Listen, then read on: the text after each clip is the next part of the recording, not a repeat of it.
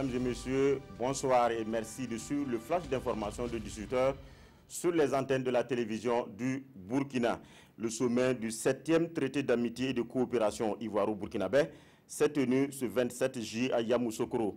La conférence au sommet du TAC s'est soldée par la signature de plusieurs accords et l'engagement est pris pour le suivi régulier des projets lancés tels que l'autoroute Ouagadougou-Yamoussoukro. Les deux présidents ont aussi pris l'engagement pour faire face aux grands défis économiques, politiques, sécuritaires auxquels les deux pays font face. À Ouagadougou, les députés ont voté ce matin à l'unanimité la loi portant pilotage et gestion du développement. C'est une loi proposée par le gouvernement dans le but de coordonner les différentes stratégies de développement au niveau local et national.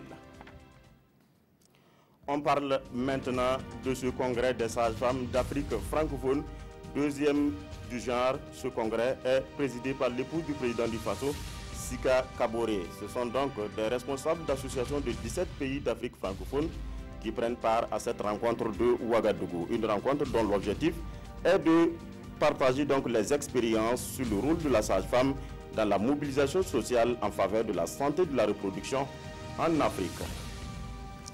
Toujours en santé, la croisade contre la rougeole a démarré ce matin dans 26 districts de 16 régions du Burkina. Jusqu'au 2 août, les enfants de 6 mois à 5 ans seront gratuitement vaccinés contre la rougeole. Une équipe technique a effectué une sortie terrain dans des centres de santé de Ouagadougou pour s'assurer du bon déroulement de l'opération. En 6 mois, 3000 cas de rougeole ont été détectés au Burkina avec 9 décès. D'où cette campagne dans les 12 régions les plus touchées, exception faite au plateau central.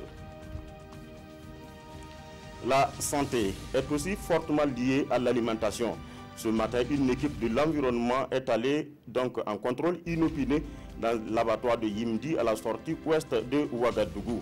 Les images se passent de tout commentaire. L'évacuation des déchets est en souffrance, portant un coup dur à l'hygiène dans les locaux.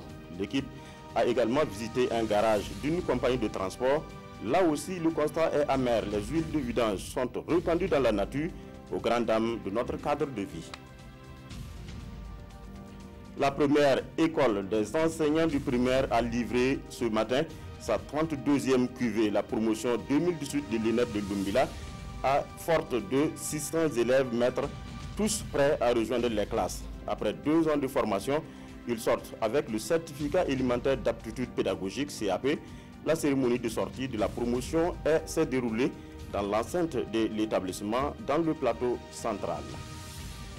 Voilà, c'est tout pour ce flash. Merci de nous avoir suivis et bonne suite des programmes sur la télévision du Burkina.